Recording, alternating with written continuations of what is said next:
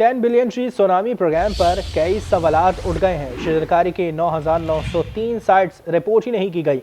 Dashboard पर सिर्फ 6,501 जगहों को रिपोर्ट किया गया है। मुल्क भर में शजरकारी के लिए 15,809 मकामात मुख्तस किए गए थे।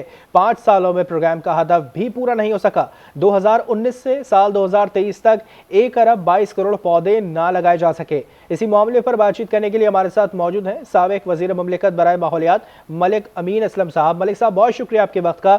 ये जानना चाहेंगे कि बिलियन ट्री सुनामी प्रोग्राम में बात तो 10 बिलियन ट्री लगाने की हुई थी, लेकिन सिर्फ 2 अरब 6 करोड़ पौधे लगाए गए और साथ साथ जोग्राफियाई पोजीशंस के हवाले से भी कोई वाज़ेह बात नहीं की गई। क्या कहेंगे इस पर?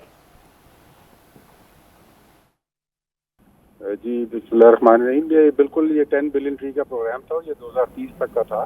जो PC1 बनाया गया था वो 3.2 बिलियन का था, जिसमें से आप जो बता रहे हैं कि ये हदफ जो है वो पूरा हो गया था जो रिक्वायर्ड टाइम के ऊपर था। और उसके बाद फिर गवर्नमेंट चीज़ें चेंज हो गई, तो इसलिए फिर वो काम जो अधूरा रह गया।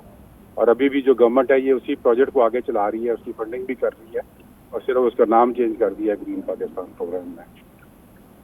यानी यूँ कहा जाए कि जो उस वक्त की जो सूरत हाल थी और अब की सूरत हाल है सेम ही चल रही है, तख्तियाँ लग रही हैं, काम वही चल रहा है। कैसे चल रही है?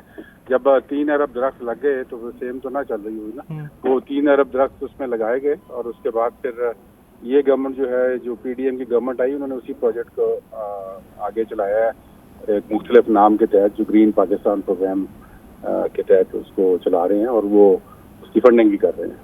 अच्छा, जोग्राफियाई पोजीशंस के हवाले से कितनी साइट्स थी जिनको रखा गया था, मगर जो पोर्टल है, जो डैशबोर्ड है, उस पर तकरीबन 9,000 समथिंग 903 कुछ शजरकारी साइट्स हैं, वो रिपोर्ट ही नहीं की गई हैं?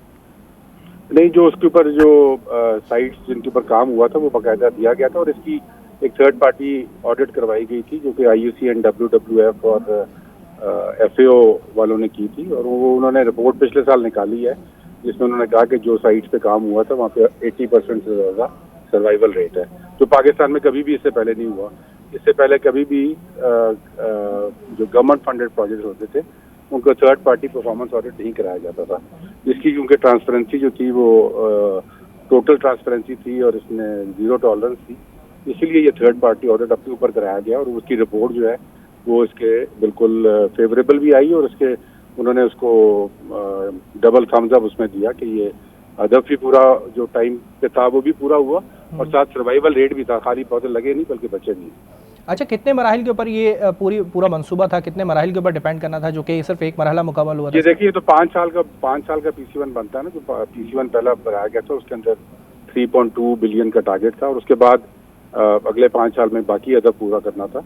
और ये जो दरख्तों की जो प्रोग्राम होते हैं इन सब में क्योंकि आपने नर्सरीज पहले बनानी होती हैं और फिर वो प्लांटेशन स्टार्ट होती है, तो इसी वजह से वो इसका शुरू में जो स्पीड होती है वो स्लो होती है और फिर एकदम वो गेन करती है। और इसका भी प्रोजेक्ट का भी इसी तरीके से बनाया गया था। ठीक है, प्रोजेक्ट कॉस्ट कितनी थी और कितनी लागत अब तक लग चुकी थी जब तक आप मौजूद थे, और कितनी जो नर्सरीज थी वो बनाई गई थी, उस पर काम कर चुके थे आप लोग? ये सारी डिटेल जो है ना वो FAO की और IUCN की एक थर्ड पार्टी ऑडिट रिपोर्ट है, उसके अंदर सब डिटेल्स है और वो अभी पिछले साल निकली है।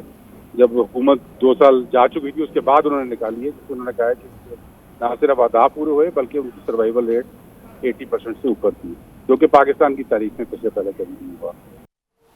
ठीक है, बहुत शुक्रिया मलिक असलम साहब, आपने वक्त दिया और जो सवालात उठे हैं उनमें से चंद सवालों के जवाब दिए हैं, जिसमें शजरकारी में जो बताया गया 9,903 साइट्स रिपोर्ट नहीं की गई हैं, क्यों नहीं की गई, इस हवाले से उन्होंने अपडेट किया। साथ साथ डैशबोर्ड पे जो फैक्ट एंड फिगर्स हैं उस हवाले से भी उन्होंने अपडेट किया।